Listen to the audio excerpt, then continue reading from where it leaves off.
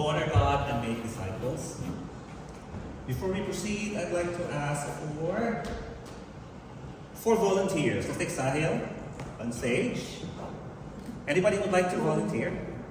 Tyra, thank you Tyra for volunteering. Got two. Who's a volunteer? I need two more. Two more.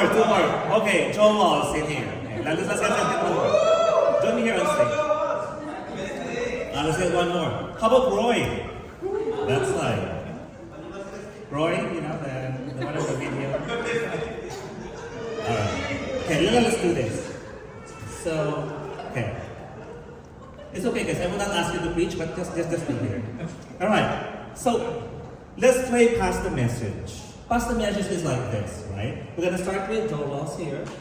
So you guys will be looking at that side, and Joel is going to perform something, and then when Joel stops on Sahil will look here, and you're going to memorize what Joel says or does, and then you're gonna tap Tyra, and then it's Tyra's turn, and then it's Roy's turn. Got that? Yes? Pass the message, yes? Alright, let's do this. Okay. So you guys will be facing that, and Joel's here. This is what you're going to do. You're going to do this. That I'm going to repeat. Okay? Alright, here we go. Now we're going to let Sahil see this. Sahil, you turn around. Watch your walls. Okay, you're good? Alright, now it's Tyra's turn. Okay, Tyra, it's your turn. All right, Roy, your turn. Okay, all right. We are in unity. Okay, now Roy, let's take a look. What did Tyra show you? Ano ginawa ni Tyra? Sige, gawin mo lang. Yun! Okay, now, Roy, papakita sa inyo Joel, what was done? Now you may take your seats. Thank you. That is the game Pass the Message. Pass the Message is a very simple game. But as you notice, the message has to be first simple, and second, it has to be clear. You got that? Pass the Message should first be simple, and next is it should be clear. If the message is not clear, the valuable will end up as a basketball. If you're meeting somebody in Halifax, you'll end up going to Dartmouth. Pass the message, clear and simple. Let us pray. Father, we thank you, Lord, for being us here today. We ask, Lord God, today, Lord, would you come and help us to understand your word, to really let your message go sink deep, Lord God. Today, I pray, Lord, would you envelope the Holy Spirit. Let your words and not my words be communicated to your people today. This we pray in Jesus' name. Amen. Okay, so this is us. We are continuing our series, Pass the Message. And last week we had the opportunity to listen to Jeff. And Jeff talked about you are known. You are known. And the message is about the centrality of the cross and what Jesus did for all of us. Now, our series has 4 topics, as you can see on the screen. And I'm going to remind everyone here of what was the takeaway from last week. And it is this: there's nothing more comforting, reassuring, and uplifting than to be known in Christ by the God who has created us and always cares about us. Remember, you are known. Jesus knows you, and He cares for you. Today, we will jump into week 2, and our topic is called You Belong. You belong, and we will be looking at this text again in the book of Psalms. And the title of today's message is My Father's Child. My father's child. And our text reference will be coming from Psalms 128 from 1 until the 6th. And as we have it on the screen, I invite everyone to read along with me. And this is what we have. Blessed is everyone who fears the Lord, who walks in his ways. You shall eat the fruit of the labor of your hands. You shall be blessed, and it shall be well with you. Your wife will be like a fruitful vine within your house. Your children will be like olive shoots around your table. Just a quick pause on that one. When we talk about olive shoots as your children, what does it mean? The olive tree symbolizes righteousness and fruitfulness. Righteousness and fruitfulness. So that message in entirety, it talks about the generational blessing and the continuity that comes with it. I repeat, that particular part of this verse, it talks about the generational blessing and the continuity of what God started in your family. And what does it mean for us? Well, we will continue with the next few more pages.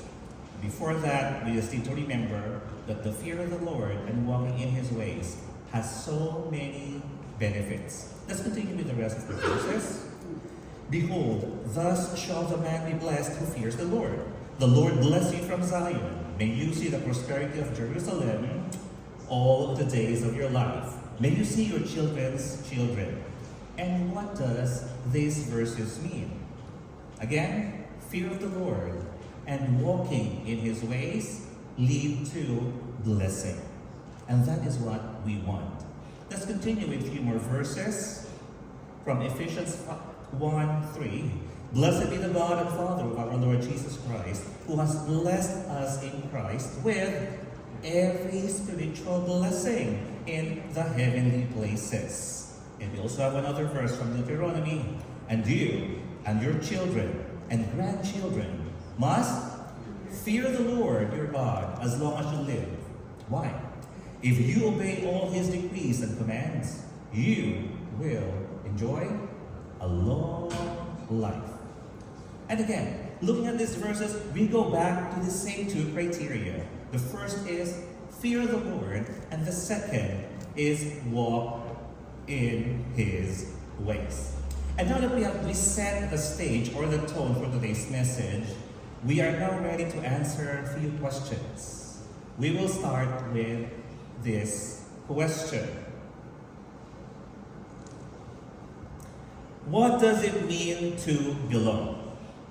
Why do we need to belong?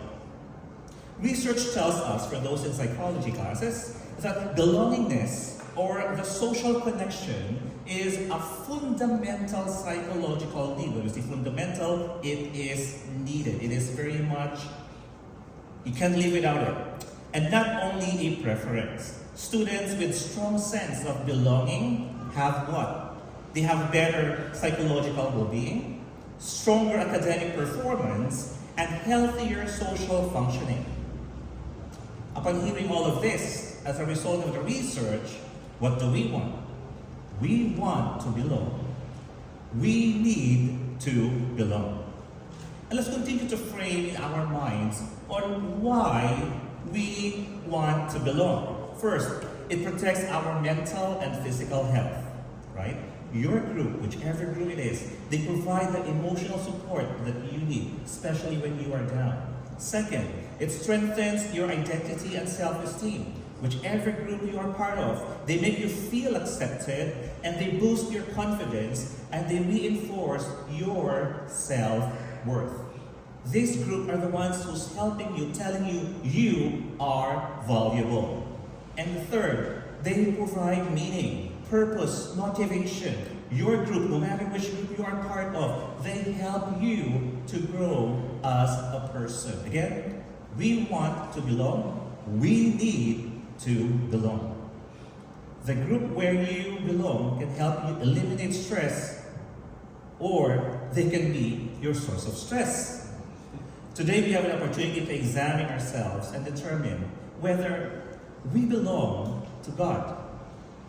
We can be part of any amazing group, society, club, fraternity in the whole world, but all of them combined can never ever equal belonging to God. Do you hear it? Amen? Amen. How then shall we know that we belong to God? How then shall we know that we belong to God? Who among you here belongs to God? And the rest? You don't know where you belong. Well, who among you here is not sure whether you belong to God? Nobody. That is amazing. Who does not belong to any group? Your motto in life is, I fly solo. Nobody. Alright. So today I will share with you 3 key points that you need to see in your life in the truth of these points. And when your answer to everything is a yes, then you are assured that you belong to God. However, if at any point you cannot say yes, you need to put on some effort to do some work and realign your will with God's will so that you can be certain that you belong to Him. Are you ready? Are you all ready? Alright, let's start with this. Our first point is fear the Lord. Fear the Lord, and it talks about the Lordship of Christ. When we talk about fear the Lord and Lordship of Christ, we are talking here, we are recognizing God's sovereignty and trusting Him with our life. And when we say God is sovereign, we are saying that God has the absolute authority and control. And when we say absolute, we are saying God has total control without limits. The question is God in control of your life?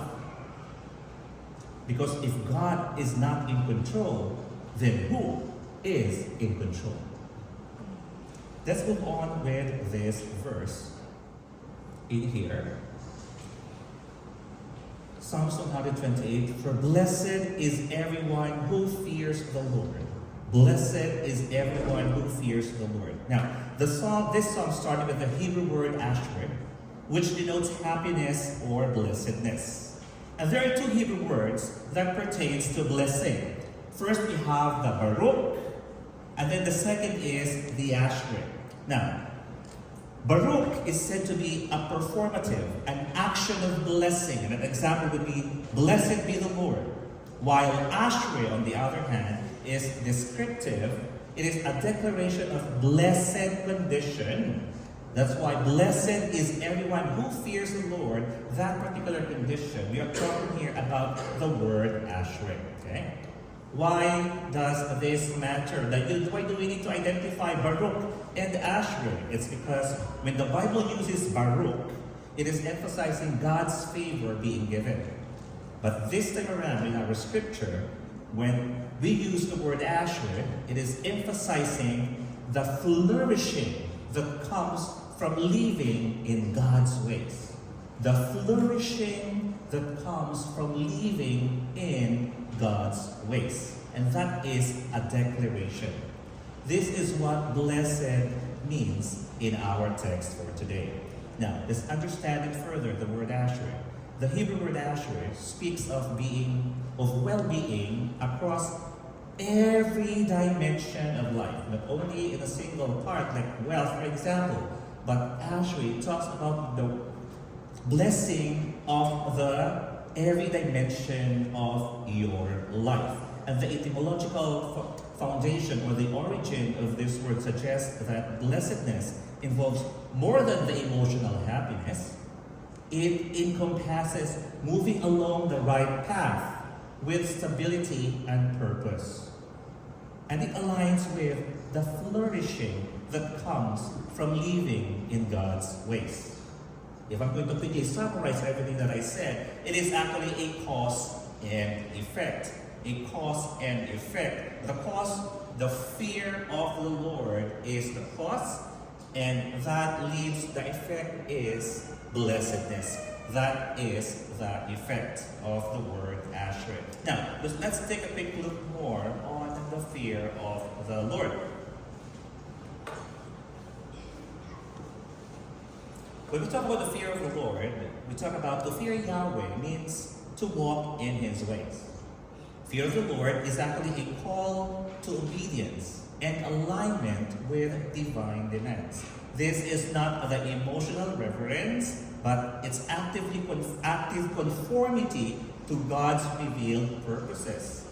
Again, the flourishing that comes from living in God's ways. It is like it's like a buy one, get one offer. It is a package deal. One goes with the other. You fear the Lord, you walk in his ways. When you fear the Lord, you walk in his ways. That is automatic. The fear of the Lord is the key to experiencing the blessed life, the cause and the effect.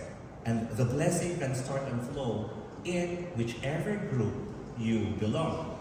Let it start with your primary group, your family. What does the Bible say, or what is God's promise to your family? Believe in the Lord Jesus, and you will be saved, you and your household. And to quickly summarize point number 1, it is this: we choose to fear the Lord because He has chosen us to belong to Him. We choose to fear the Lord. Why? Because He has chosen us to belong to Him. Jesus' sacrifice was not for the few nor the selected, and His death and suffering was a gesture that God chose us to belong to Him. God made the first move. He chose us to belong to Him, and us choosing to fear the Lord is just our response to God choosing us first, making us belong to Him, belong to His family.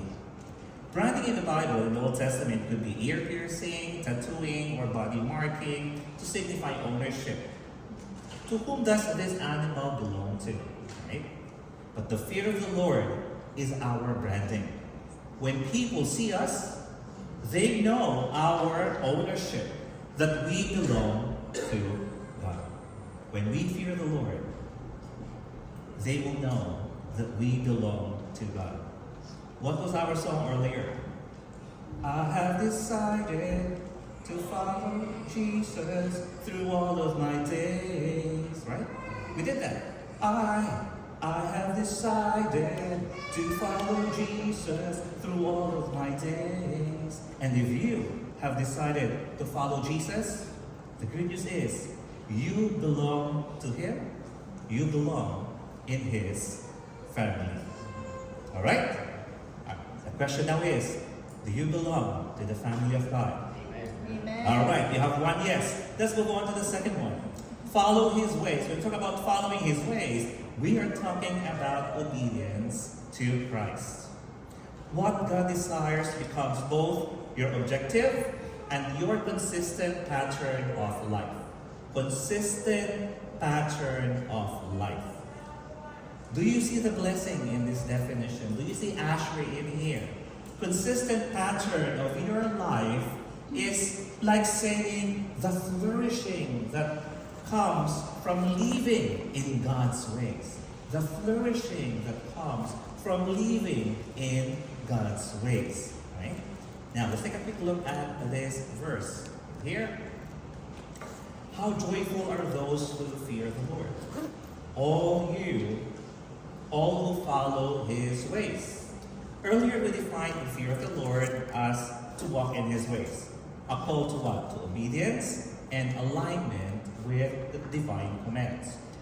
What we see here is clearly is that obedience is what? It is an expression of fearing God. And when we say fear God, but when you say you fear God, but you doesn't walk in His ways, you do not walk in His ways, you do not live a life of obedience to God's word, then I'm afraid to say, you do not fear God at all. Follow His ways, walk in His path. Follow it's halak, means to walk, to go or to come. But when we add halak with a way, it has something to do with a conduct that God requires from us. The Hebrew phrase walks in his ways uses the verb halak, which means to live, to conduct oneself, to follow a path. It is not about a single act of obedience, but it is a pattern of life. It is a daily thing. It is not a one-time or momentary act that you do this today, but you skip on that tomorrow. It is not like that. It is a continuous, it is a deliberate movement along God's path. Obedience in this context, it's not about like a burdensome compliance to what God requires. Rather, this is alignment that produces flourishing. Let's take a quick example. You are driving and we have speed limits, right? We have speed limits. Now, sometimes the speed limits, they are a burden to you. You are in a hurry. The maximum speed is 50 kilometers per hour. You want to go 70, you want to go 75 because you're in a hurry so you can save time.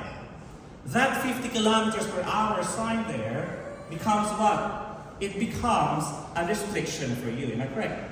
You are restricted. You want to go far, but you can only go until this much. You are restricted.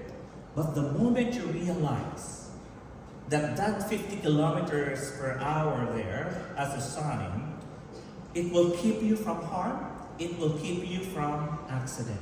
And that restriction, it becomes your own protection. From restriction to protection depends on how you see it. Obedience becomes protection, not restriction. Obedience becomes what? Obedience becomes alignment that produces flourishing in what areas? Emotionally, mentally, relationally. Are you guys with me? Amen. Obedience is the bridge between the inner attitude and your outward blessing. What does obedience mean for us? Choosing God's ways over our own, letting His commands to shape our decisions, living with integrity, justice, compassion, and faithfulness, and aligning our habits with God's character. That is the definition of obedience. Let's take a quick look at this verse in Luke 6:46. Why do you call me Lord, Lord, and not do what I tell you? Well, when you say you fear God, but does not walk in His ways, does not live a life of obedience to God's word, then you do not fear God at all. And how do we know that we belong to God? Our obedience to the Lord proves our belongingness to God. We will know that we belong to God when we find ourselves obeying His word. Our obedience to the Lord is our branding. Our obedience determines our ownership that we belong to God. It is like Jesus telling you, you are my Father's child. You are my Father's child. You obey God's word, you are my Father's child. And what is the reward of obedience? Well, we have it here. Not only will God bless you materially, but also with a home that fears and obeys the Lord. And that is a very wonderful picture. God will bless you not only materially, but He will also bless you with a home that fears and obeys the Lord. And finally, our last point, the result of number 1 and number 2. Fear the Lord and walk His ways results in this. You get blessed by the Lord, from individuals to families to communities. And that is wonderful. We're going to take a look at a few verses in here. Psalms 128, 2-4. You shall eat the fruit of the labor of your hands. You shall be blessed, and it shall be well with you. This is something to do with our work. And verse 3, your wife will be like a fruitful vine within your house. Your children will be like olive shoots around your table. It talks about marriage. It talks about your children, your offspring. And verse 4, behold, thus shall the man be blessed who fears the Lord. And this relates to your legacy. So Psalm 128, 2-4 teaches that when a person lives in reverent obedience to God, that obedience overflows into every part of life. Work, marriage, children, legacy, and producing a picture of a holistic flourishing. This is what we were talking earlier. A holistic flourishing, not only in one area, but in every area of life. Verse 2 here, this verse promises what? Contentment and satisfaction in one's work. What does it mean? That your work will be meaningful to you, you are productive in your work, and your work is life-giving. That is in verse 2. Now verse 3, wife as a fruitful vine, what does it mean? A vine in the scripture symbolizes life, joy, fruitfulness, and beauty. And this image portrays a marriage marked by what? Love, stability, and flourishing. And that is what you desire in relationship. Do you agree? May I ask all the moms in here, if you can quickly stand, if you're a mom by birth, or if you are a spiritual mom, may we ask you to stand for the next 10 seconds. Folks, you are looking here at these individuals. Moms, we are who we are now because you helped shape who we are today. And all of us are thankful to you. Thank you, Super Moms. We appreciate you. We love you. You may now take your seats. And as we talk about the children as olive shoots. Olive shoots represent what? Growth, vitality, and long-term blessing. Olive trees, they take years to mature, but they live for centuries. It symbolizes legacy and continuity. Legacy and continuity. God's blessings extends not only to your current family, but to the generations after you. And that is what we want. That is what we desire. Father God, let it start with our family right now. Bless us so that you can bless the generations after us.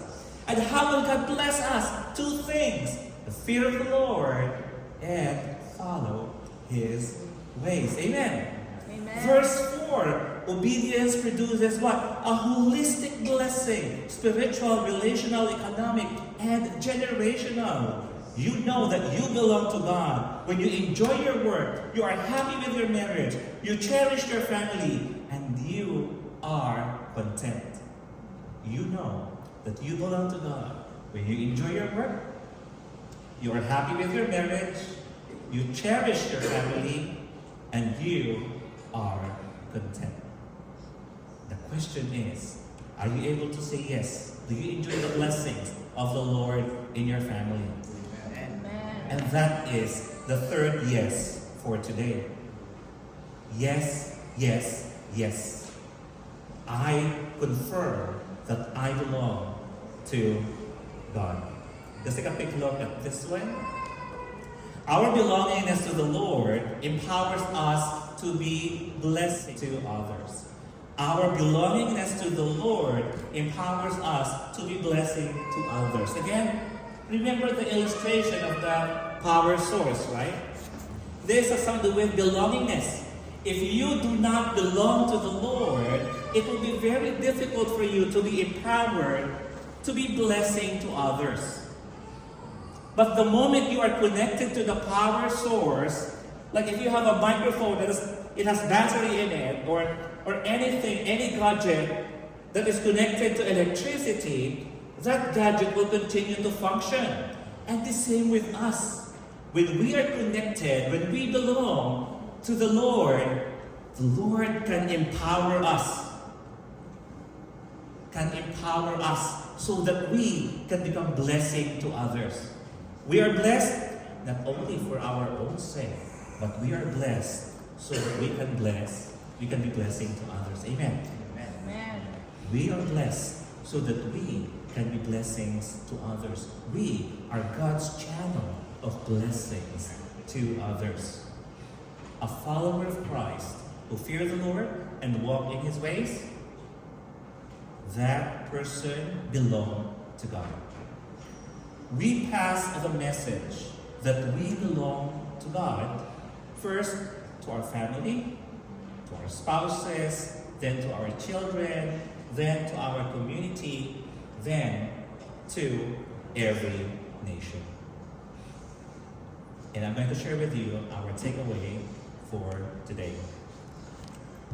And this is our takeaway for today. Only in God, through Christ, can we find a kind of belongingness that lasts forever.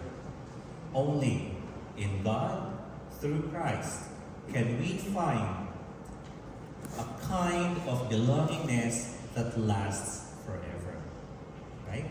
So that is a very wonderful truth for anyone who fears the Lord and follows His ways. You are blessed, and that you belong to God, you belong in His family. Amen? Amen. All right, and I am to lead everyone into prayer today before I declare our benediction.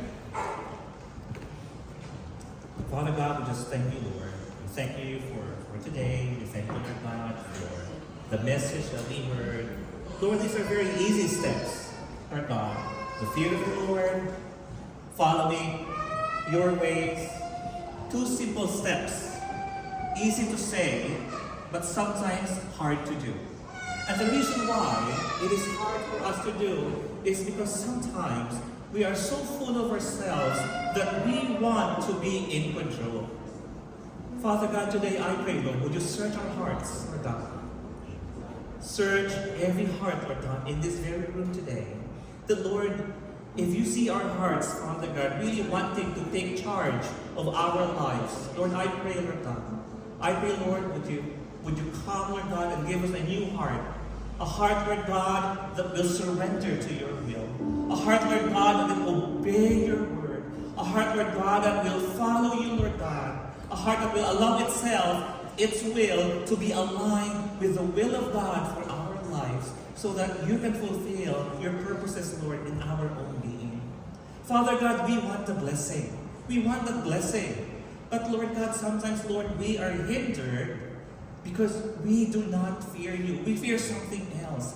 And even when we say we fear you, sometimes we do not follow you, Lord God, because we follow our own ways. Father God, I pray, Lord, today that we will come to the point of submission. It is no longer, Lord God, our will, but your will that will be done in our lives.